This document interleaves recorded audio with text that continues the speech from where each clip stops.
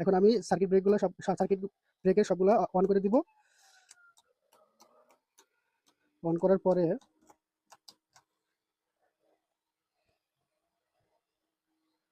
সবগুলো circuit break আমি on করে দিলাম। অন করার পরে এখন আমি আমার মনিটর খেয়াল করতে হবে যে স্টার্টিং সিস্টেমটা যখন আসবে, এরপরে আমি সিস্টেম আসলে স্টার্টিং স্টার্টিং বাটনে আমি প্রেস করব, তখন আমার ইঞ্জিনটা স্টার্ট হয়ে যাবে ইনশাল্লাহ। দেখতে পাচ্ছেন এখন মনিটরে আমার স্টার্টিং সিস্টেমটা চলে আসছে। সিস্টেম ইজ ইনিশিয়ালাইজিং, এটা হচ্ছে ফার্স্ট স্টেপ।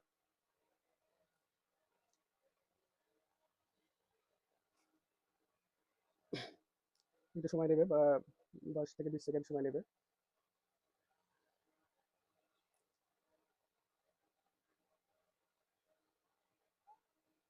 সিস্টেম ইনিশিয়ালাইজিং মনিটরে শো করছে। এখন অল্প সময়ের ভিতরে আমাদের স্টার্টিং বাটন প্রেস করবো, স্টার্টিং অ্যাপ্লিকেশন চলে আসছে ইনশাল্লাহ। এখন অল্প সময়ের ভিতরে আমার দুইটা মনিটরে যখন স্টার্টিং অ্যাপ্লিকেশন চলে আসবে, তখন মনিটর স্ক্রিন দেখা দেবে, আমি তখন স্টার্টিং বাটন প্রেস করে স্টার্ট করবো ইঞ্জিন। মানে মনিটরে সবকিছু চলে আসছে। এখন আমি এফসিও ইকো প্রেস করব, 3 সেকেন্ড এফসিও ইকো প্রেস করে চেপে রাখবো।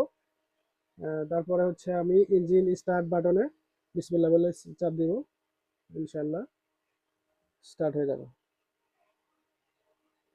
আমি 3 সেকেন্ড ধরে রাখলাম,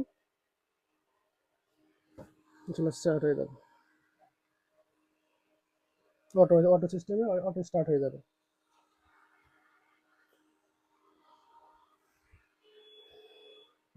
আমার ওই পাশে ইঞ্জিনের স্টার্টিং হুইসেল বাজছে, আমার ইঞ্জিন স্টার্ট হয়ে গেল। দেখতে পাচ্ছেন বন্ধুরা, এটা হচ্ছে আমার 3000 লোকোমোটিভ 3000 সিরিজের লোকোমোটিভ স্টার্টিং সিস্টেম।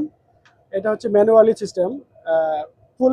এটা হচ্ছে আমাদের মেইন প্রসেস। 3000 সিরিজের লোকোমোটিভ এইভাবেই আমরা মূলত স্টার্ট দিয়ে থাকি।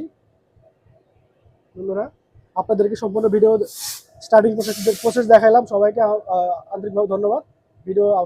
সবাই আমার ভিডিও দেখবেন। আল্লাহ হাফিজ।